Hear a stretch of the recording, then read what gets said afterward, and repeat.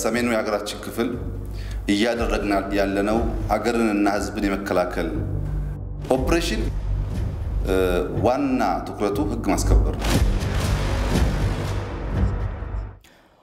በኢትዮጵያና በመላው ዓለም ያላችሁ ተከታታዮቻችን ሰላም በያላችሁበት አበይት ነጥቦችን ያስቀደመው የኢቲቪ 57 ዜናችን በቀጥታ ከኢትዮጵያ ቴሌቪዥን የሚተላለፍ ነው።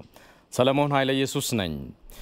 የመከላከያ ሰራዊታችን አክሱምን አድዋን ሙሉ በሙሉ እንደዚሁም አዲግራት ዙሪያን ተቆጣጠረ። በምዕራብ ግንባር የህወሓት ጁንታ ኃይልን እያጠቃ ያለው የመከላከያ ሰራዊታችን ከሽሬ በኋላ ሰለህለሃ ላይ የመሸገ የህወሓት ኃይል ገጥሞት ነበር። የጁንታ ኃይል መንገዱን በዶዞር ቆርጦና አስፋልቱን አበላሽቶ በቦታው ከባድ መከላከልም አድርጓል።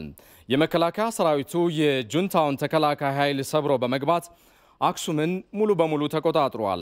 ከአክሱም ወደ አድዋ በነበረው ጉዞ በአንዳንድ ቦታዎች ላይ የጁንታ ኃይል ለመከላከል ቢሞክርም በመከላከያ ሰራዊቱ ድል ሆኗል። መከላከያ ኢንቲጮንና የአዲግራት ዙሪያን ተቆጣጥሮ ወደ አዲግራት ከተማ እየገሰገሰም ይገኛል።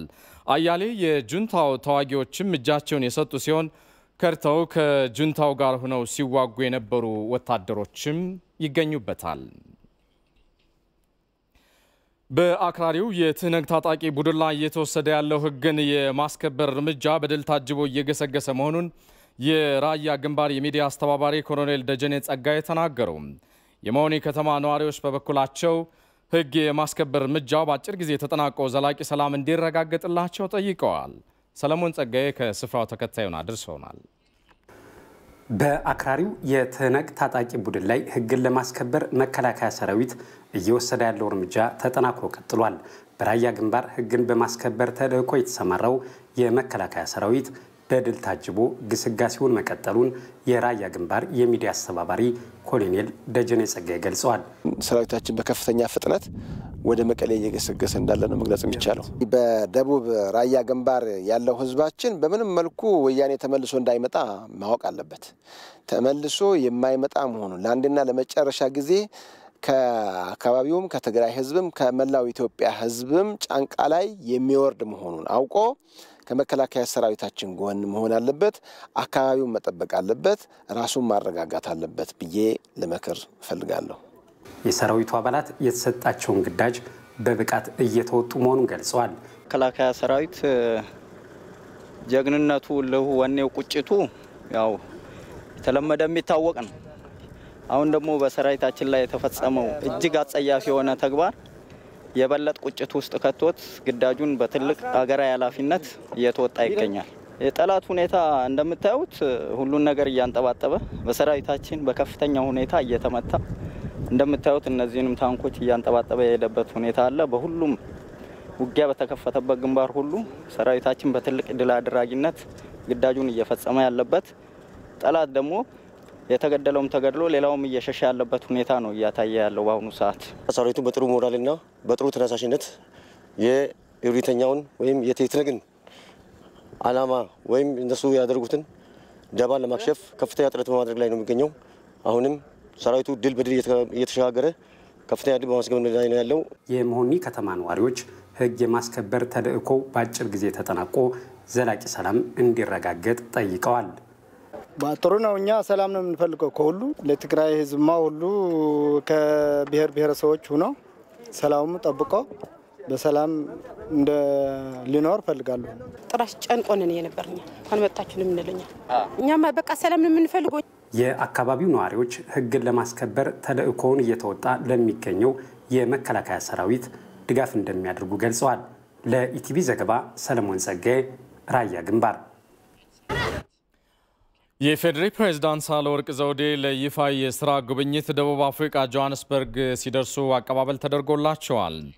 ፕሬዝዳንቷ ጆሃንስበርግ ሲደርሱ የደቡብ አፍሪካ የሶሻል ዲቨሎፕመንት ሚኒስትር ሌንዱዌ ዙሉና በደቡብ አፍሪካ የኢትዮጵያ አምባሳደር ዶክተር ሽፈራው ተክለማርያምና ሌሎች ባለስልጣናት አቀባበል አድርገውላቸዋል። ፕሬዝዳንት ሳህለወርቅ ዘውዴ በደቡብ አፍሪካ ቆይታቸው ከደቡብ አፍሪካ ፕሬዝዳንት ሲሪል ራማፎሳ እንደዚሁም ከሌሎች የሀገሪቱ ባለስልጣናት ጋር እንደሚወያዩ ሪፖርተራችን መቅደስ ጥላሁን ያደረሰችን ዘገባ ያመላክታል።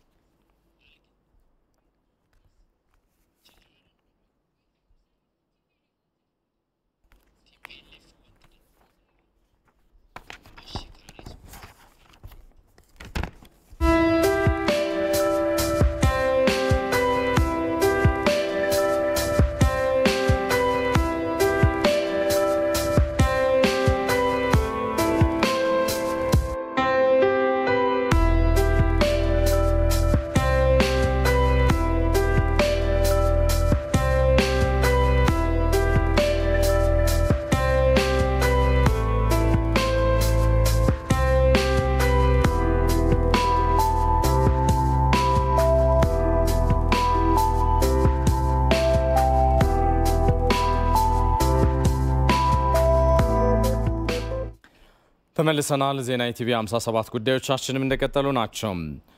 በዓለም አቀፍ ደረጃ የህፃናት ቀን እየተከበረ ይገኛል። ለህፃናት የተሻለች ዓለም ለመፍጠርም የተለያዩ ስራዎች በዚሁ ዙሪያ እየተሰሩ ይገኛሉ። በኢትዮጵያ ለህፃናት ጥበቃ ለመስጠትም በህገ መንግስቱ እውቅና ያለው ይሁን እንጂ በአሁኑ ወቅት የህወሓት ስግብግብ ጁንታ ህፃናትን ለጦርነት እያሰማራ ይገኛል። እንዲህ አይነቱ ተግባር ደግሞ በዓለም አቀፍ ህግጋት ሳይቀር ተጠያቂ የሚያደርግ ነው። ሪፖርተራችን ሀብታሙ ደባሱ በጉዳዩ ዙሪያ ተከታዩን ዘገባ አጠናቅሯል። በዓለም አቀፍ ደረጃ የዓለም የህፃናት ቀን ለ31ኛ ጊዜ በኢትዮጵያ ደግሞ ለ15ኛ ጊዜ ተከብሯል። ይህ በዓል በተባበሩት መንግስታት ድርጅት አባል ሀገራት በተለያየ መንገድ የህፃናትን ደህንነት፣ ጤና እንዲሁም በሰላም የመኖር መብታቸውን በማክበርና ለዚህም ሁኔታዎችን በማመቻቸት የሰሩትን ስራ በማስታወስ ያከብሩታል።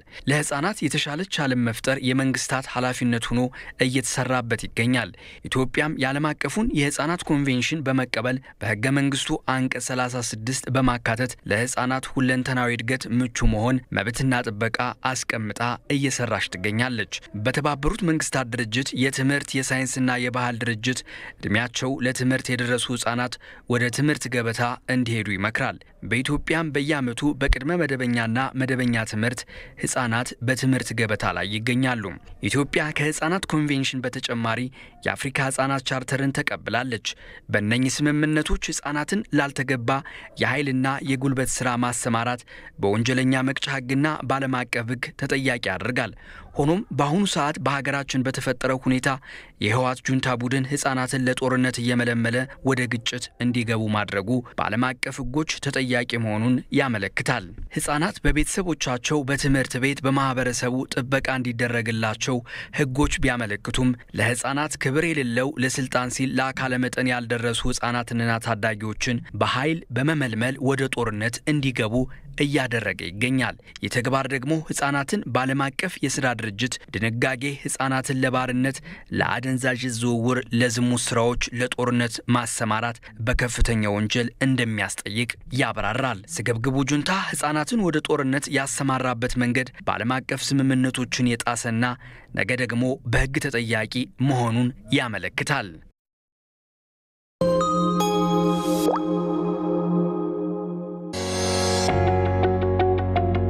በአግባብና በጥንቃቄ የሚካሄድ መንገድ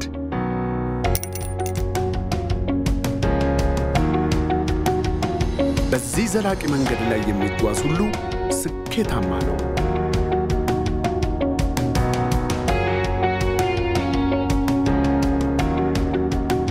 ለዚህ ስኬት እንደመብቃት ኩራትን የሚያጎናጽፍ ደስታ የለም። ከደስታው ከፍ ያለው ደግሞ ዘላቂ ጥሪት ማፍራቱ በቋሚ መሰረት ላይ መራመዱ ነው።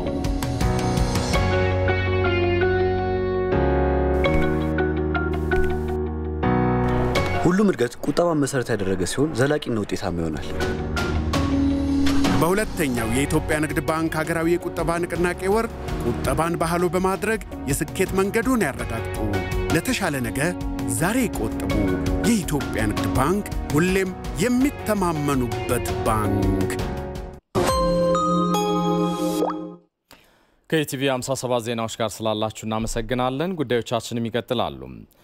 ህወሓት ብቸኛው የትግራይ ህዝብ መብት አስከባሪ ባለመሆኑ መንግስት ጽንፈኛው የህወሓት ቡድን ላይ እየወሰደ ያለው የህግ የበላይነትን የማስከበር እርምጃ ተጠናክሮ መቀጠል እንዳለበት በወቅታዊ ሀገራዊ ጉዳዮች ዙሪያ በቀረበ ሰነድ ላይ የተወያዩ የክልሎች ምክር ቤት ምክትል አፈጉባኤዎች፣ የተለያዩ ክልሎች የሴቶች ህጻናትና ወጣቶች ቢሮ ኃላፊዎች እንደዚሁም የተለያዩ የቋሚ ኮሚቴ ተወካዮች አስገነዘቡ። በመድረኩ ጁንታው የህወሓት ቡድን ከስሪቱ ጀምሮ በእኩልነት መርህ የማያምን በትግራይ ህዝብ ስም የሚነግድ ያጣውን ጥቅም መልሶ ለማግኘት ስላልተሳካለት ሀገርን ለማፍረስ የተነሳ የኢትዮጵያ ጠላት ነው ተብሏል። ለዚህም በማሳያነት በተለያዩ አካባቢዎች የሚፈጥሯቸው ግጭቶችና በሰሜን እዝ የመከላከያ ሰራዊት ላይ የፈጸመው ጥቃት የሀገር ከሃዲነቱ ማሳያ ነው ተብሏል። ከዚህም በተጨማሪ ይህ አጥፊ ቡድን በሽብርተኝነት እንዲፈረጅ የፌዴሬሽን ምክር ቤት የበኩሉን እንዲወጣ ጠይቀዋል። የትግራይ ህዝብም ይህንን ጁንታ ለይቶ በማጋለጥ ህዝቡም የበኩሉን ድርሻ ሊወጣ ይገባልም ተብሏል። በውይይቱ ወቅት የፌዴሬሽን ምክር ቤት አፈጉባኤ ደንፋራ የትግራይን ህዝብና ህወሓት አንድ ባለመሆናቸው እየተወሰደ ያለው እርምጃ በአጭር ጊዜ ውስጥ ለማጠናቀቅ መንግስት እየሰራ ስለመሆኑ አብራርተዋል። ዘገባው የሪፖርተራችን ብሩክ ተስፋዬ ነው።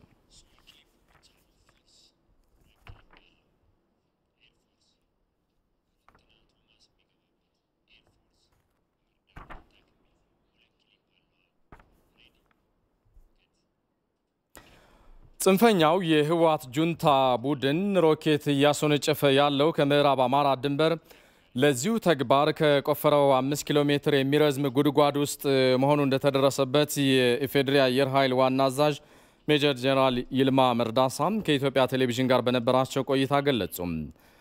አየር ኃይሉ ቀድሞ ለማዘመን በተሰራው ስራም በሰው አልባ አውሮፕላኖች ወይንም ድሮኖች በመጠቀም ንጹሃን ዜጎች ሳይጎዱ ጽንፈኛውን ጁንታ ለይቶ የመደምሰስ ስራ እየተከናወነ መሆኑን ዋና አዛዡ ተናግረዋል። አየር ኃይሉ እየወሰደ ባለው የአጸፋ እርምጃ ጁንታው ኃይል ከፍተኛ ኪሳራ እየደረሰበት ስለመሆኑም ገልጸዋል። የጽንፈኛው ቡድን አሁን ላይ መሳሪያ የተከማቸባቸው ቦታዎችን ማውደም ስለመቻሉም እንዲሁ ገልጸዋል። ቀድሞ ለጦርነት የተዘጋጀው ጁንታው ከአማራ ድንበር አቅራቢያ ከቆፈረው ጉድጓድ እያደረሰ ያለው የሮኬት ማስወንጨፍ በአየር ኃይሉ ውድመት እንደደረሰበትም ዋና አዛዡ ተናግረዋል። ያለበት ለረጅም ዓመታት ጠላት ይሄን ሲያስቡ ስለነበረ የተዘጋጁበት ሁኔታ የነበረ መሆኑ የሚያሳዩ ነገሮች አሉ። ስለዚህ እንደ ጠላት ዝግጅት ቀድመን ባናጠፋ ኖሮ አሁን የሚከሰቱ አንዳንድ አልፎ የሚተኩሱት ሮኬቶች በጣም ከባድ ይሆን ነበር። ኃይለኛ ዝግጅት ነበር። ከዚህ ተነስቶ ጦርነት ነው። ጠላት ደግሞ ለማጥፋት የፈለገውን ኢላማዎች በተለይኛ በጣም ፎከስ ያደረግንበት ወይም ደግሞ ትኩረት የሰጠንበት ቦታዎች ነበሩ። እነዚህ በሮኬቶች ገብተው የተቀመጡበት የመጀመሪያ ያጠፋነው ቢኖር ታርጌት እሱ ነው እንጂ የከፋ ይሆን ነበር እንትኑ። ስለዚህ ምንድነው ያደረገው ጠላት እንግዲህ በተሽከርካሪ ላይ የሚጫን ሮኬት ነው። ይሄንን ወደ ምዕራብ አሁን ባለን መረጃ ወደ ምዕራብ ወደ አማራ ክልል ቦርደር ላይ አስጠግቶ ጉድጓድ ቆፍሮ ከዛ በፊት ማንንም በማያውቀው ምክንያቱም ለዚህ ነው ለረጅም ጊዜ ሲዘጋጁ የነበረው ለዚህ ስለሆነ ጉድጓድ 5 ኪሎ ሜትር የሚሆን ጉድጓድ ውስጥ ደብቆ ቀብሮ ማንንም በማያውቀው ኢቭን የራሱ አመራርን በማያውቀው እንደሆነ ከዛ እየደበቀ ሁኔታዎች ሲመቻቹ እያወጣ የተወሰነ 1-2 ቀን የተኮሰበት ሁኔታ ነው ያለው። እሱን በአሁኑ ሰዓት ሰራዊታችን እየደረሰበት ነው የሚገኘው። ከዛ ውጪ ግን እኛ እዛ የኛም ቢሆን ድሮኛ ስንመራም የነበረውም ቢሆን ጠላት ገዝቶ ከሰሜን ኢዝ የወሰደው አፍኖ የወሰደው መሳሪያም ቢሆን ሙሉ በሙሉ ነው ያጠፋነው ሙሉ በሙሉ። ሪፖርተራችን ቶማስ ኃይሉ እንደዘገበው አየር ኃይሉ ሰው አልባ አውሮፕላኖችን ወይንም ድሮኖችን በመጠቀም ጁንታውን ለይቶ ለመደምሰስ የሰራው ስራ ውጤት ስለማስመዝገቡም ተናግረዋል። ሰው አልባ አውሮፕላን ወይም ድሮን ነው። ይሄንን ቀደም ብለን በተለይ ባለፈው 2 ዓመት ተኩል ከፍተኛ የሆነ ጥረትና ስልጠና ያደረግንበት አደረጃጀት የፈጠርንበት ቢኖር የሰው አልባ አውሮፕላን ነው።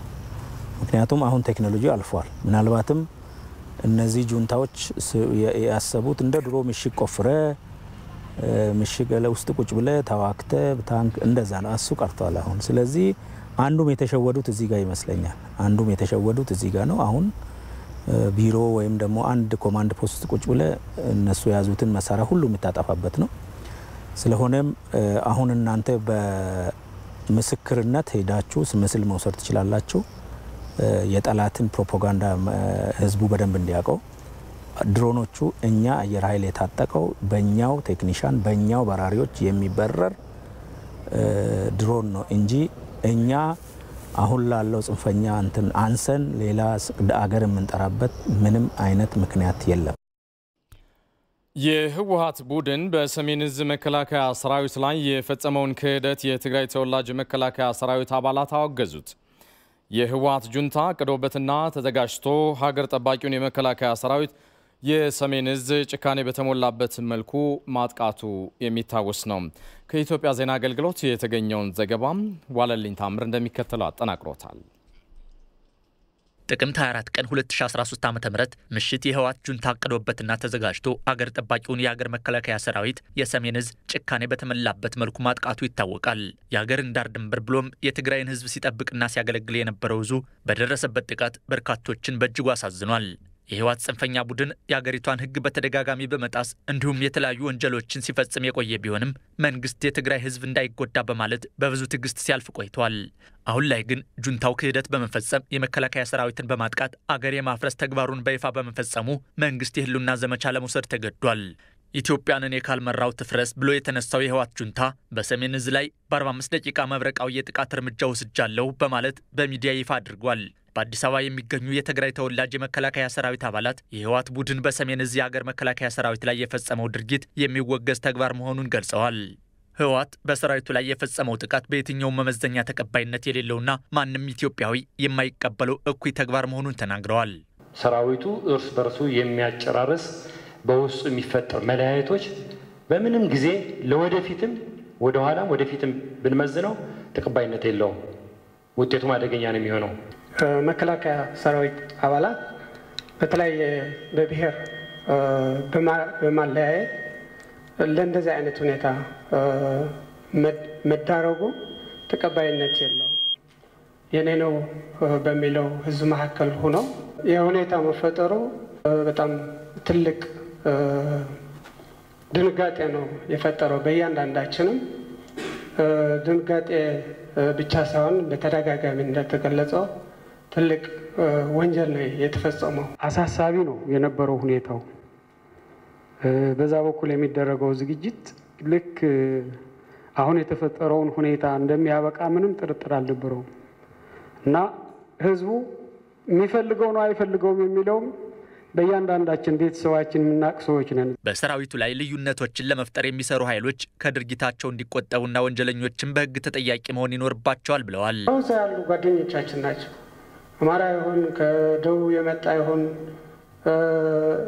ኦሮሞ ይሁን ማንኛውም እዛ ያሉት የኢትዮጵያ ብሔር ብሔረሰቦች ልጆች ናቸው። እንደ ተቋምም እዛ እንዳለው የመከላከያ ኃይልም የተፈጸመውን ነገር ሁላችንም ያሳዘነ ነው። ተቀባይነት ያለው ነገርም አይደለም። ሌተናል ጄኔራል ሞላ ኃይለማርያም በበኩላቸው ጽንፈኛው የህወሓት ቡድን የፈጸመው ወንጀል ዘግናኝና ፍጹም አረመኔያዊ መሆኑን ገልጸዋል። ድርጊቱ የህወሓት ጁንታ ሴራ እንጂ የትግራይን ህዝብ የማይወክል ስለመሆኑም አብራርተዋል። በመሆኑም ወንጀለኛውን ቡድን ከማውገዝ ባለፈ በህግ ማስከበር ሂደት ሁላችንም የድርሻችንን መወጣት አለብን ብለዋል።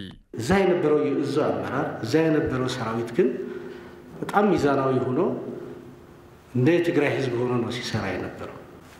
ግን ይሄን ሲያደርግ ብዙ እንቅፋቶች ነበሩ። እንቅስቃሴው ይገደባል፣ ይፈተሻል።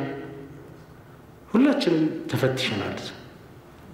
በጣም አስደንጋጭ በማንም ክልል የማይደረግ ነገር እዛ በጣም አስቀያሚ የሆኑ ነገሮች በሰራዊት ሲፈጽሙ ነበር። ሰራዊቱ እንደዚሁ የማሸማቀቅ ስራዎችን እየሰራ ሲንቀሳቀስ ሲሰለጥን ግዳጅ ሲፈጽም ብቻ አይደለም ህዝቡን ለመርዳት ጭምር ኢቭን ወደ አንበጣ እንኳን ለማባረር የጸጥታ ኃላፊው ጠይቆ ከለከላቸው። ስለዚህ እኛ ህዝብ ለመርዳት ለምንስ ፍቃድ እንጠይቃለን ብሎ በራሳቸው ጥሰው የሄዱበት ሁኔታ ነው የነበረው። ህዝቡን እንኳን ለመርዳት የትግራይ ህዝብን በሚገጥመው የነበሩ ችግሮችን በልማትንም ለመደገፍ ጭምር እንደ እስረኛ እንዳይንቀሳቀስ የታሰረበት ሁኔታ ነው የነበረው። ሰራዊትን ያወያዩት ሌተናል ጄኔራል ዮሐንስ ገብረ መስቀል እንዳሉት ጽንፈኛው የህወሓት ቡድን የአገር መከታ የሆነውን ሰራዊት በክህደት ጭፍጨፋ ፈጽሟል። ድርጊቱ ታሪክ ይቅር የማይለው ከፍተኛ የክህደት ወንጀል መሆኑንም አብራርተዋል። ህወሓት ወንጀሉን የፈጸመው ህዝቡ እርስ በርስ እንዲጫረስና ኢትዮጵያ እንድትፈርስ አልሞ የነበረ ቢሆንም አልተሳካለትም ብለዋል። ቡድኑ የኢትዮጵያውያንን የአንድነትና ሉዓላዊነት ስነ ልቦና ባለማወቁ የወጠነው ሴራ ከሽፏል። መንግስት የጀመረው የህግ ማስከበር ሂደትም ተጠናክሮ ቀጥሏል ብለዋል። እነሱ በሰራዊት ላይ ወንጀል ፈጽመው እንደገና ትግራይ ግጭት እንዲቀሰቀስበት አድርገው ሰው አሁን ምን እየሆነ እንደሆነ መገመት ሁላችንም መገመት እንችላለን። ስለዚህ በተለይ ራሱን ቢልድ እያደረገ የመጣ ዘረኝነት መኖሪያ ነው የነበረው። ለዝርፊያ ምቹ ነው፣ ለመከፋፈልም ምቹ ነው። መድኃኒት የሌለው በሽታ ነው። የትግራይ ህዝብ፣ የኢትዮጵያ ህዝብ ድሮም ለፍትህ ብሎ ሲታገል ለዘረኝነት አልታገለም። መሪዎች ግን ዘረኝነትን የስልጣን ዕድሜ ማራዘሚያ ሆነ፣ የማይነኩ አረጋቸው፣ ሌቦች አረጋቸው። ሌብነታቸው ወደ ዘር ከወሰድነው አሳፋሪ ነው። እኔ ግን አላፍርም። ጃኔ መስረቅ የለብኝም። ሌባ ዘር የለው፣ ወንጀለኛ ዘር የለው። ሌባ ሆኖ ሲገኝ፣ ወንጀለኛ ሆኖ ሲገኝ ግን መወገዝ አለበት። የህግ ማስከበር ስራውን ጊዜ ሳይወስድ በፍጥነት ለማከናወን እየተሰራ ስለመሆኑም አብራርተዋል። እስራኤል በኢትዮጵያ እየተካሄደ ያለውን የህግ ማስከበር ስራ እንደምትደግፍ ገለጸች። በእስራኤል የኢትዮጵያ አምባሳደር ረት አለሙ እንዳሉት መንግስት በትግራይ ክልል እያካሄደ ያለውን የህግ ማስከበር በተመለከተ ለሀገሪቱ ከፍተኛ የመንግስት የስራ ኃላፊዎች ገለጻ ተደርጎላቸዋል። የእስራኤል ፕሬዝዳንት የውጭ ጉዳይ አማካሪ፣ የጠቅላይ ሚኒስትሩ የብሔራዊ ደህንነት የአፍሪካ ጉዳዮች አማካሪና የውጭ ጉዳይና መከላከያ ሚኒስትር የስራ ኃላፊዎች ጉዳይን በተመለከተ ኤምባሲው ገለጻ አድርጎላቸዋል። በዚህም የእስራኤል ከፍተኛ የመንግስት ኃላፊዎች የኢትዮጵያ መንግስትን አቋም እንደሚገነዘቡና እንደሚደግፉ መናገራቸውን አምባሳደር ረት አለሙ ተናግረዋል። ከእስራኤል ፕሬዝዳንት የውጭ ግንኙነት አማካሪ ጋር በመገናኘት በሀገራችን ወቅታዊ ሁኔታ በትግራይ ክልል መንግስት ህግ ለማስከበር እያካሄደ ያለውን እንቅስቃሴ በዝርዝር አስረድተናል። የፌደራል መንግስት በህገ መንግስቱ መሰረት የህግ የበላይነትን ለማረጋገጥ ኃላፊነቱን እየተወጣ መሆኑን አስታውቀናል። በመቀጠልም ከእስራኤል የጠቅላይ ሚኒስትር ጽህፈት ቤት የብሔራዊ ደህንነት አማካሪ፣ የአፍሪካ እና የመካከለኛው ምስራቅ ጉዳዮች ኃላፊ ጋር በመገናኘት በዋነኛነት የፌደራል መንግስት የህግ የበላይነትን ለማረጋገጥ በትግራይ ክልል በህወሓት ቡድን ላይ እየወሰደ ስላለው እርምጃ ዝርዝር አስረድተናል። እንዲሁም ከውጭ ጉዳይ ሚኒስቴር የአፍሪካ ጉዳዮች ምክትል ዳይሬክተር ጀነራል ጋር በመገናኘት ስለ ሁኔታው በዝርዝር አስረድተናል። በተያያዘ ሁኔታ ከእስራኤል የመከላከያ ሚኒስቴር የአፍሪካ ጉዳዮች ዳይሬክተር እንዲሁም ከእስራኤል የመከላከያ ሰራዊት የወታደራዊ አታሼ ኃላፊ ጋር መገናኘት በየደረጃው ላሉት አካላት የመንግስታችንን አቋም በዝርዝር አስታውቀናል። በእነሱ በኩል አንድ የመንግስታችን አቋም በትክክል እንደሚገነዘቡ በተለያዩ ደረጃዎች ካደረግናቸው ውይይቶች የእስራኤል መንግስት የሁለትዮሽ ትብብሩን አጠናክሮ ለመቀጠል ትኩረት የሚሰጠው መሆኑን የመንግስታችን አቋም በትክክል እንደሚገነዘብ አስፈላጊውን ድጋፍ እንደሚያደርግ በተለያየ ካደረግናቸው ምክክሮች ላይ መገንዘብ ችለናል። ሪፖርተራችን አስማማየ ነው እንደዘገበው በሀገሪቱ ያሉ መገናኛ ዘዴዎች የሚያወጧቸውን መረጃዎችን በመቃኘት ትክክለኛ መረጃ የሚደርስበትን ስራ መሰራቱንም በእስራኤል የኢትዮጵያ አምባሳደር ረት አለሙ አክለው ገልጸዋል። ታይምስ ኦፍ እስራኤል፣ ከጀሩሳሌም ፖስት ከመሳሰሉት ሚዲያ ተቋማት የሚወጡትን መረጃዎች በመቃኘት ትክክለኛው ግንዛቤ እንዲኖራቸው በመንግስት የወጡ መግለጫዎችን እንዲደርሳቸው አድርገናል። ከእነሱም ጋር በመገናኘት ዝርዝር ማብራሪያ ሰጥተናል። በተጨማሪም እዚህ የሚገኘው የአይኢቲቪ እስራኤል የኢትዮጵያ ቴሌቪዥን የቤተ እስራኤል ማህበረሰብ አባላት የሚከታተሉት በሰፊው ሁኔታዎችን ይከታተል ተቋም ነው። ከዚህም ጋር ተከታታይ 2 ጊዜ በመገናኘት መግለጫዎች ሰጥተናል። እንዲሁም በዚህ የሚኖሩ የቤተ እስራኤል ማህበረሰብ አባላት ኢትዮጵያውያንና ትውልድ ኢትዮጵያውያን ጋር በእነሱም በቀረበ ጥያቄ መሰረት በተደጋጋሚ ውይይቶች አድርገናል። ህብረተሰቡም መንግስት ለወሰዳቸው እርምጃዎች ያለውን ድጋፍ ገልጿል። በሌላ ዜናም የኢትዮጵያ ወቅታዊ ሁኔታን በተመለከተ ለኮሪያ መንግስትና ባለስልጣናት እንደዚሁም በሀገሪቱ ላሉ የውጭ ሀገራት ዲፕሎማቶች እውነታውን የማሳወቅ ስራዎች እየተሰሩ ስለመሆኑ በደቡብ ኮሪያም የኢትዮጵያ አምባሳደር ሽፈራው ሽጉጤ ተናገሩ። በደቡብ ኮሪያ ያሉ መገናኛ ብዙሃንም ሚዛናዊና ትክክለኛ ዘገባን እንዲሰሩ ስራ እየተከናወነ እንደሚገኝም አምባሳደሩ ከኢትዮጵያ ቴሌቪዥን ጋር በነበራቸው ቆይታ ተናግረዋል። ሰለሞን አበጋዝ ነው ያነጋገራቸው። የህወሓት ቡድን በመከላከያ ሰራዊት የሰሜን ዕዝ ላይ የፈጸመውን ጥቃት ተከትሎም በቡድኑ ላይ የህግ ማስከበር ዘመቻ እየተካሄደ መሆኑ ቢታወቅም በዓለም አቀፉ ማህበረሰብ ዘንድ የተዛባ ግንዛቤን ለማስያዝ አንዳንድ አካላት እየሞከሩ ይገኛሉ። በውጭ ሀገራት የሚገኙ የኢትዮጵያ ኤምባሲዎችና ቆንስላዎች የሀገሪቱን ወቅታዊ ሁኔታ በሚመለከት ያለውን ነባራዊ ሀቅ ለማስገንዘብ የተለያዩ ስራዎችን እየሰሩ ነው። ከኢቲቪ ጋር ቆይታ የነበራቸው በደቡብ ኮሪያ የኢትዮጵያ አምባሳደር ሽፈራ ሽጉጤም የህወሓት ጁንታ ቡድን በሰሜን ዕዝ ላይ ያደረሰውን ጥቃት ተከትሎ መንግስት ተገዶ ህግን ለማስከበር ዘመቻ ውስጥ መግባቱን ለደቡብ ኮሪያ መንግስት ባለስልጣናት ገለጻ ማድረጋቸውንም አምባሳደሩ ገልጸዋል። መንግስት ግብ ያለውን የኦፕሬሽን እያካሄደ እንደሆነ የዚህ ኦፕሬሽን ግብ በአጭር ጊዜ ውስጥ የሚጠናቀቅ መሆኑንና የውስጥ ጉዳያችን መሆኑን ለውጭ ጉዳይ እና ለሚመለከታቸው አካላት አስረድተናቸዋል። እነሱም አንደኛ ኢትዮጵያ ችግሩን በውስጧ ልትፈታው እንደምትችል ያላቸው አቋም ገልጸውልናል። ሁለተኛ በአካባቢ ያሉ ዜጎቻቸውንም ጉዳይ እንደ ኮንሰርን አንስተዋል። በተረፈ ግን አጠቃላይ ኢትዮጵያ ጉዳዩን ልትፈታው እንደምትችልና ጉዳያቸውም በኢትዮጵያ ውስጥ ጉዳይ ሊታይ የሚችል ጉዳይ መሆኑን አስረድቷል ማለት ነው። የህግ ማስከበር ዘመቻውን በተሳሳተ መንገድ ተመልክተው በደቡብ ኮሪያ የሚገኙ መገናኛ ብዙሃን በተዛባ መንገድ ዘገባዎችን እንዳያሰራጩም ከሚዲያ ተቋማት ኃላፊዎች ጋርም ውይይት ተደርጓል ነው ያሉት አምባሳደር ሽፈራው። እዚህ አካባቢ ያለው ሚዲያ ከኢትዮጵያ ዜና አገልግሎት ጋር የሁለትዮሽ ግንኙነት እና መረጃ መቀባበል ባህል ያለው ስለሆነ ከትክክለኛ ከመንግስት ሚዲያዎች የሚመጡትን ሚዲያዎች ናቸው ማለት መረጃዎች ናቸው የተሰራጩት። ከዛ በተረፈ ሰፋ ያለ በሚራቡ አካባቢ እንደሚዘገበው አይነት እዚህ አካባቢ ስለሌለ ሚዛኑን ጠብቆ እየሄደ ነው ያለው። የኢትዮጵያ ኮሚኒቲም እዚህ ያለው ኮሚኒቲ መሪዎች እኛ አስረድተናቸዋል። ኮሚኒቲውም ሀገር ቤት ያለውን ጉዳይ ይከታተላል። ስለዚህ ነገሩ በተናበበና መንግስት የሚሰጠውን አቅጣጫ ማለት መረጃ ፋክትስ የአስቸኳይ ጊዜ አዋጅ የተቋቋሙ መረጃ አጣሪ መዋቅር የሚሰጠው መረጃ በትክክል እየተከታተለና እየተገነዘበ እየሄደ ያለ ነው ያለው። በደቡብ ኮሪያ የኢትዮጵያ ኤምባሲም መንግስት እየወሰደ ያለውን ህግ ማስከበር ዘመቻም ለኮሪያ መንግስትም ሆነ በሀገሪቱ ያሉ የዲፕሎማቲክ ማህበረሰብን ቀጣይነት ያለው የግንዛቤ ማስጨበጫ ስራ ለመስራት መታቀዱንም በደቡብ ኮሪያ የኢትዮጵያ አምባሳደር ሽፈራ ሽጉጤ ተናግረዋል። ማድረግ ያሰብነው እንግዲህ ተጨማሪ የሚዲያ አክሰስ ለማየት ሙከራ እያደረግን ነው።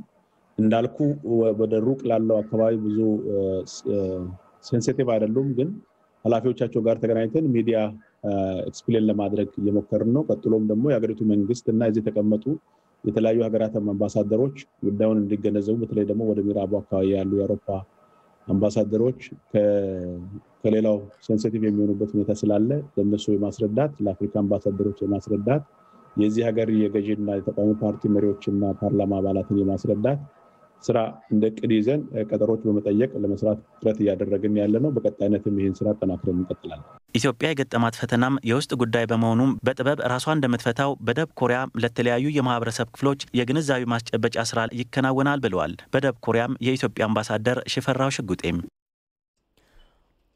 ዘራፊው የህወሓት ቡድን በማይካድራ በንጹሃን ዜጎች ላይ የፈጸመው ጥቃት የሚወገዝ መሆኑን የአሜሪካ የውጭ ጉዳይ ሚኒስቴር መስሪያ ቤት ገለጸ።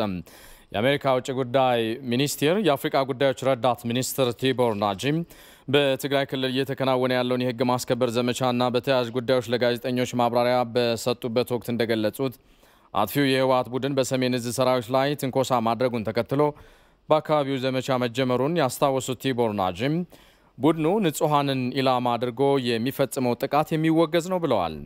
ህወሓት በማይካድራ በኢትዮጵያ ጦር አይቀሬ ሽንፈት እንደሚገጥመው ሲያውቅ ንጹሃንን በጅምላ መጨፍጨፉን ለጋዜጠኞች ያብራሩት ረዳት ሚኒስትሩም በዚህ ዘግናኝ ድርጊታቸው ህግ ሊፋረዳቸው ይገባልም ብለዋል።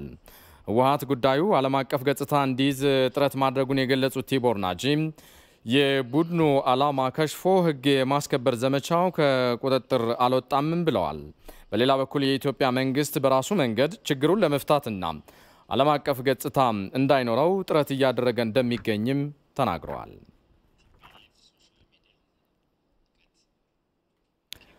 ጽንፈኛው የህወሓት ቡድን በህገወጥ መንገድ ሲመዘብር የቆየውን ገንዘብ በማህበራዊ ትስስር ገጾችን በመጠቀም ህዝብንና ሀገርን ወደ ቀውስ ለማስገባት ብዙ ርቀቶችን ተጉዟል።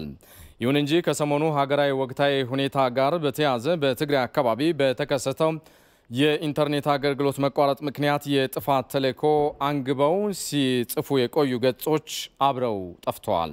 በዚህ ጉዳይ ላይ ሰለሞን አበጋዝ ተከታዩን ዘገባ አጠናቅሯል። በኢትዮጵያ ውስጥ አለመረጋጋትና ግጭት እንዲኖር የጽንፈኛው የህወሓት ቡድን ያለመታከት ሰርቷል። ቡድኑ ሀገሪቱን በመራበት 27 ዓመታት የህዝብና የሀገር ሀብት የመዘበረውን ገንዘብ ለጥፋት ተልዕኮ ሲያውለው መቆየቱን ነው ባለሙያዎች የሚናገሩት። ለዚህ የጥፋት ተልዕኮ አንዱ የማስፈጸሚያ ቁልፍ መንገድ ያደረገው ደግሞ የማህበራዊ ትስስር ገጾች መሆናቸውን በተደጋጋሚ ይነገራል። ርብጣ ገንዘቦችን በመመደብ የተለያዩ የብሔርና የሃይማኖት ስሞችን የያዙም ሐሰተኛ የፌስቡክ አካውንቶች ተከፍተው ብሔርን ከብሔር ሃይማኖትን ከሃይማኖት ለማጋጨት ችግር ለመፍጠርም ማህበራዊ ሚዲያውን ለእኩይ ዓላማ የህወሓት ቡድን ሲጠቀምበት ቆይቷል። የሚያስተባብረው በዚህ ሀገር ላይ ጥፋት የሚያካሂደው ስብሃት ነጋ ነው። ስብሃት ነጋ ልጆች ያሉት ከነዛ ውስጥ ሀቅ የሚባለው ልጅ እዚህ አፓርታይድ መንደር የሚባለው ውስጥ ቪላ አለው። አውሮፓና አሜሪካ ነው የሚኖር የነበረው። በተለያዩ ሀገራት ይሄዳል። 100,000 ብር እንደ 1 ብር የሚሰጥ ሰው ነው። አሁን እንግዲህ ሰሞኑን በፌስቡክ ጋብ ያለ ነገር አለ። ያ ምንድነው? ኢንተርኔት ስለተቋረጠ መቀሌ እሱ እዛ ሆኖ 50,000 ወጣቶች በፌስቡክ ያሰማራቸው የትግራይ የፌስቡክ ሰራዊት በሚል ህዝብን የሚያደናግሩ እሱ ነው የሚከፍላቸው፣ እሱ ነው የሚያደራጃቸው፣ እሱ ነው ትእዛዝ የሚሰጣቸው። ሲሳደው የሚውሉት ግማሹን በአማራ ስም፣ ግማሹን በኦሮሞ ስም፣ ግማሹን በትግራይ ስም ጥላቻ ነው ሲያራግም የሚውለው እና አባቱን ሆኖ የወጣ ነው። ብዙዎቹ እንደዛ ናቸው። በጥላቻ እንትን ያደረጉ ናቸው። ጥጋበኞችም ናቸው። የማህበራዊ ትስስር ገጽን የህወሓት ያገዛዝ ስርዓት እንዲያከትም የበኩላቸውን ሚና መውጣታቸውን የሚናገረው ጦማሪና አክቲቪስት ብሩክ አበጋዝ በሀገሪቱ ለውጥ ከመጣ በኋላም ጽንፈኛ ቡድን የጥፋት ተልዕኮን ያነገቡ አስተሳሰቦችን ሲነዛ መቆየቱን ይናገራል። የጥላቻ ሁኔታዎች፣ የጥላቻ አስተሳሰቦች ገዝፈው ፖለቲካውን እንዲቆጣጠሩት መንግስትም እነዛን በዛ ምክንያት የሚፈጠሩ ግጭቶችን ወይም በዛ ምክንያት የሚፈጠሩ የፖለቲካ ትርምሶችን ወደ ማብረድና ቢዚ እንዲሆን እንደዛ አድርገውታል። አለፉት 2 ዓመታት ያየነው ነገር ይሄ ነው። ይሄ ተሰርቶበታል። መሬት ላይ ህዝብን በማተራመስ አንደኛው ብሔር አንደኛው እንዲገደል የሚያደርጉ ፋይናንስ አድርገው ኢንቨስት አድርገው የሚንቀሳቀሱ ኃይሎች ማህበራዊ ትስስር ሚዲያው ላይም በዛ ትርምስና በዛ የተፈጠሩ ግጭቶችን ለፖለቲካ ግብዓት በሚሆን መልኩ በዛ ቅርጽ ሰጥተዋቸው የኢትዮጵያ ህዝብ ያው ተናቦና ያው ተከባብሮ የሚኖርበት ሁኔታ እንዲበላሽ ከፍተኛ ስራ እየተሰራ ነበር። የህወሓት ቡድን አባላት ማህበራዊ ትስስር ገጽን ዋና የፕሮፓጋንዳና የግጭት መሳሪያ አድርገውት መቆየታቸውንም ጦማሩ ይገልጻል። አቶ ጌታቸው ረዳ እሳትና ጭድ እንዴት ይኖራሉ ብሎ የአማራና አብረው እንዴት ይስማማሉ ብሎ የአማራና የኦሮሞ ፖለቲከኞችን በዛ መልኩ ነበር የገለጿቸው። የነሱ ፖለቲካ የበላይነት እንዲኖረው እሳትና ጭድ የተባሉት እነዚህ አማራና ኦሮሞዎች መጋጨት አለባቸው። ስለዚህ ያንን በሚዲያ ወጥቶ የተናገሩትን ሐሳብ ወደ ማህበራዊ ሚዲያ ወስደው የራሳቸው ሰዎች እንግዲህ የሚያስተማሯቸው ሰዎች ግማሽ የአማራ ካራክተር የሚጫወቱ፣ ግማሽ የኦሮሞ ካራክተር የሚጫወቱ፣ የሙስሊም ካራክተር የሚጫወቱ፣ የኦርቶዶክስ ተከፋፍለው ነው የሚተውኑት። እንግዲህ እንደ ገጸ ባህሪ ተላብሰው ነው ማህበራዊ ሚዲያው ላይ የሚንቀሳቀሱት። መንግስት በቡድኑ ላይ እየወሰደ ያለው ህግ ማስከበር ዘመቻን ተከትሎም በትግራይ ክልል የኢንተርኔት አገልግሎት ሲቋረጥ ሐሰተኛ የፌስቡክ አካውንት እየከፈቱ ብሔርን ከብሔር ሃይማኖትን ከሃይማኖት በማጋጨት በጥፋት ስራ ላይ ተጠምደው የነበሩ ገጾች መጥፋታቸው ሰሞነኛ አነጋጋሪ አጀንዳ ሆኗል። ታየ ማህበራዊ ትስስር ገጾች ላይ የነበረው የጥላቻ መልእክት ቀነሰ። የነበሩ እንደዚህ ተንኮልና ጥላቻን የሚሰብኩ ገጾች አክቲቭ የነበሩት ሁሉ ጠፉ። የት እንደደረሱ አይታወቅም። እና ምንድነው እነዚህ የሚያሳየው? ቅድም ያልኩህ ነገር ነው። አብዛኞቹ እነዚህ አካላት በህወሓት ስፖንሰር ተደርገው በህወሓት እቅድ የተነድፎላቸው በዛ መልኩ ሲንቀሳቀሱ እንደነበረና እንደውም መቀሌ ውስጥ ከትመው እንዳለ ነው የተረዳ ነው። ኢንተርኔት ሲጠፋ አብሮ መጥፋታቸው ለዚህ ትልቅ ማሳያ እና ማስረጃ ነው። በሌላ በኩል ቬሪፋይ የማታደርገውን ነገር በዚህ በቀላሉ እንድናውቀው አድርጎና አይተ ከሆነ አሁን ባለፉት 2 ሳምንታት ማህበራዊ ሚዲያው ላይ ያለው እንቅስቃሴ እንደዚህ አይነት ነገሮች ደብዝዘው ነው ያሉት። ለህዝብና ለሀገር ተቆርቆሮና አስቦ የሚያውቀው የህወሓት ቡድን በህገ ወጥ መንገድ ሲመዘብር የነበረውን ገንዘብ ማህበራዊ ትስስር ገጾች ላይ የጥላቻ አስተሳሰብን እንዲራመዱም እርስ በርስ ዜጎችን ወደ እልቂት እንዲሄዱ የሄደበት ርቀት አሁን በእነዚህ ገጾች መጥፋት መረጋገጡን ባለሙያዎች ይናገራሉ። ምሁራን ከሀገር ውጭ ላሉ ኢትዮጵያውያንና ዓለም አቀፉ ማህበረሰብ ስለ ኢትዮጵያ ተጨባጭ ወቅታዊ ሁኔታ ትክክለኛ መረጃ በመስጠት ረገድ ኃላፊነታቸውን ሊወጡ ይገባል ተባለ። ጁንታው ህወሓት ጉዳዩን ቀጠናዊ ይዘት እንዳለው ለማስመሰል የሚያደርገው ጥረት ሐሰት መሆኑን ለማስመዝገብ የዲፕሎማሲ ስራዎች ተጠናክረው እንዲቀጥሉ ምሁራን የድርሻቸውን ሊወጡ ይገባልም ተብሏል። ኮሰን ብርሃኑ ዝርዝሩን ይዟል። ከመንግስት ህግ የማስከበር ዘመቻ ጎን ለጎን በተለያዩ ዘርፎች የሚገኙ ምሁራን ለሀገር ይጠቅማል ያሏቸውን ምክር ሀሳቦች ማቅረብ የዜግነት ኃላፊነታቸው ስለመሆኑ በተለያየ መልኩ ይገለጻል። ኢቲቪም ከወቅታዊ ሀገራዊ ጉዳይ ጋር በተያያዘ የምሁራን ሚና ምን ሊሆን ይገባል ሲል ህግ አዋቂዎችን ጠይቋል።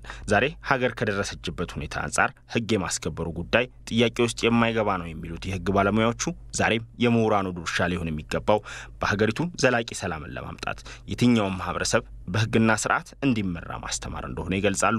የተለያዩ ኢንሲደንቶች በዚህ 2 ዓመትና 2 ዓመት ተኩል ውስጥ ተከናውነዋል። ንጹሃን ምንም ከጉዳዩ ጋር ግንኙነት የሌላቸው ሰዎች ተገለዋል። በተለያየ አጋጣሚ ከፍተኛ ንብረት ወድመዋል። የመንግስትም የግለሰቦችም ሀብት ተዘርፏል። ብዙ ንብረት ወድመዋል።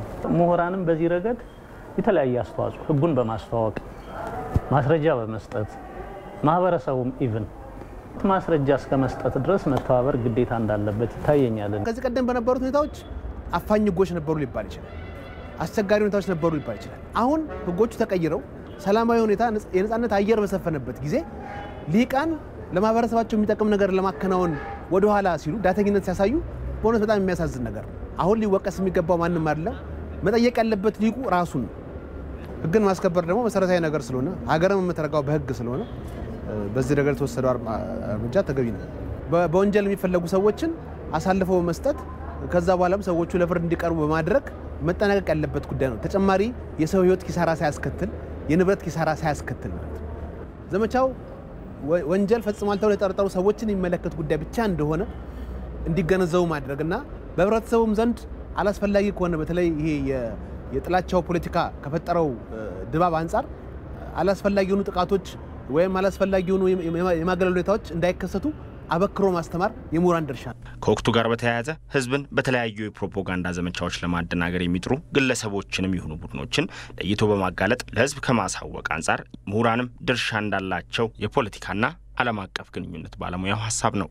ምሁራን መንግስትንም በሰላም ወዳዱን ማንኛውንም ወገን መደገፍ ያለባቸው አንደኛ በአገራችን ያለው ነባራዊ ሁኔታ ምን ይመስላል፣ ሁለተኛ መሬት ላይ ያሉ ሀቆች ምን ይመስላሉ የሚለውን ነገር ለህዝቡ ትክክለኛ መረጃን ከማሰራጨት አንጻር የላቀ ድርሻ መጫወት ይችላል የሚል እምነት አለኝ። ከዚህ ባለፈም የህግ ማስከበር ዘመቻው የኢትዮጵያ የውስጥ ጉዳይ በመሆኑና የተለያዩ የኢትዮጵያ ጠላቶች በሀገር ጉዳይ ላይ ጣልቃ ለመግባት ማሰፍሰፋቸውን የምሁሩ ክፍል ተገንዝቦ ለዓለም አቀፉ ማህበረሰብ ጉዳዩን ማስረዳትና ማስገንዘብም አለበት ይላሉ።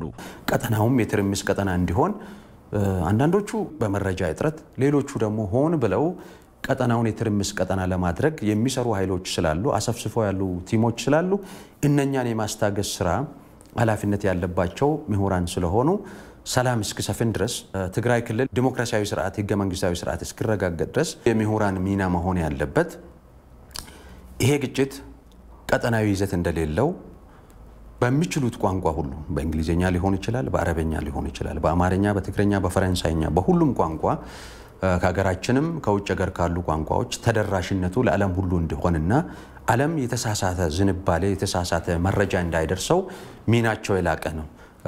እንግዲህ በምንመለከትበት ጊዜ ከምሁር የተሻለ ለብዙ ቋንቋዎች ኤክስፖዠር ያለው የህብረተሰብ ክፍል የለም። ከወቅታዊ ሀገራዊ ጉዳይ ጋር በተያያዘ ነገሮች መስመር እስኪይዙ ድረስ ታዲያ ዜጎች ተጠያቂ ከሚደረጉ ህገ መንግስታዊ ጥሰት ከፈጸሙ ቡድኖች ከሚወጡ የውሸት መረጃዎች ራሳቸውን በመጠበቅ ለህግ መከበር ኃላፊነታቸውን እንዲወጡም ምሁራኖቹ አሳስበዋል። የአዲስ አበባ ዩኒቨርሲቲ ከ9 ሚሊዮን ብር በላይ ለመከላከያ ሰራዊቱ ድጋፍ አደረገም። ሀገር በመሰል ችግሮች ውስጥ በምታልፍበት ወቅት የከፍተኛ ትምህርት ተቋማት ህዝባዊነታቸውን ከመከላከያ ሰራዊት ጎን በማቆም ማሳየት ኃላፊነታችን ሊሆን ይገባል ያሉት የአዲስ አበባ ዩኒቨርሲቲ ፕሬዝዳንት ፕሮፌሰር ጣሰው ወልደሃና የዩኒቨርሲቲው ማህበረሰብ ይህንን ያደረገው በሙሉ ፈቃደኝነት የተመሰረተ እንደሆነም ገልጸዋል። ዩኒቨርሲቲው ከሚችለው ከራሱ ከበጀቱ ለመከላከያ ሰራዊት እገዛ እንዲያደርግ እና እስካሁን ለመከላከያ ሰራዊት በካሽ 9.1 ሚሊዮን ግማሹ ተሰጥቷል። ሌላውም አሁን በሚቀጥሉት ቀናት ይሰጣል እና አንድ ደስ ያለን የመካከለኛና የበላይ አመራር የወሰኑትም ስታፉ ተቀብሎ ከመከላከያ ሰራዊት በመቆሙ በጣም ከፍተኛ ደስታ ተሰምቶኛል። ቀጥሎም ደግሞ የዩኒቨርሲቲ ማህበረሰብ ደም እንዲለግስ ደም መለገስም ጥሩ እርዳታ ይሰጣል።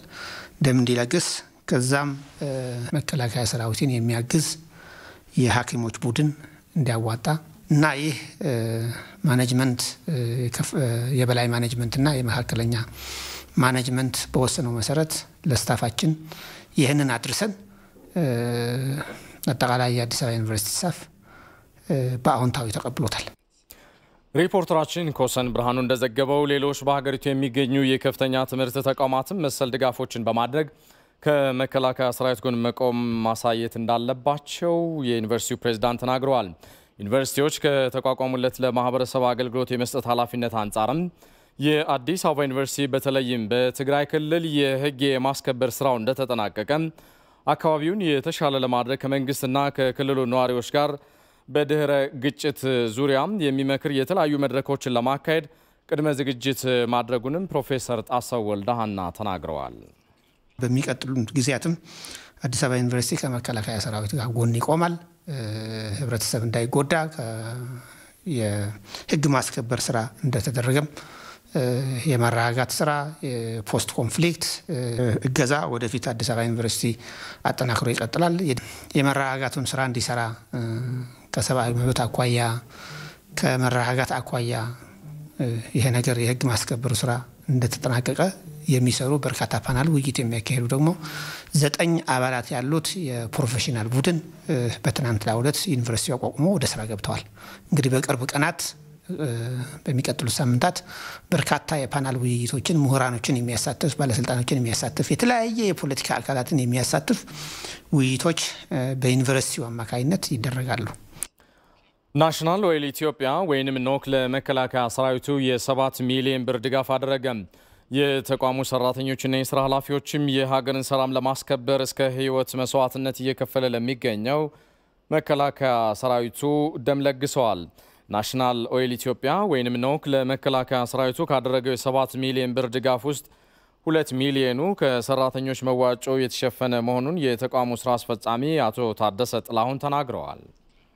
ኖክን በተመለከተ ኩባንያው በራሱ 5 ሚሊዮን ሰራተኞቹ 2 ሚሊዮን በጠቅላላው 7 ሚሊዮን ገቢ አድርገናል። ያለንን ፍቅር ያለንን ክብር ለመግለጽ ያደረግነው የደም ልገሳ ነው።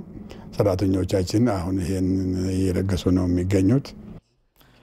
ሪፖርተራችን ተመስገን ንብረት ያነጋገራቸው የናሽናል ኦይል ኢትዮጵያ ኖክ ሰራተኞች ከመከላከያ ጎን በመሰለፍ ሀገራዊ ኃላፊነታቸውን ለመወጣት በማሰብ ደም የለገሱ ስለመሆናቸው ተናግረዋል። ደም እየሰጠን ያለነው መንግስት ህግን ለማስከበር ያደረገ ባለው ስራ ውስጥ ከኛ የሚጠበቀውን ፓርቲሲፔት ለማድረግ ነው እና ስሜቱ የተለየ ነው። ያው ደም በመስጠት አትሊስት እየተሳተፈን ነው ማለት ነው። ለመከላከያ ሰራዊታችን ድጋፍ ለማድረግ እና አጋርነት ለመግለጽ ነው። በጦርነቱ ላይ ለሚጎዱ ሰዎች ለመከላከያ ሰራዊታችን ለነሱን ለማዳን የሚጠቅም መሆኑን ስለማቅ ደስ እያለኝ ነው የምሰጠው።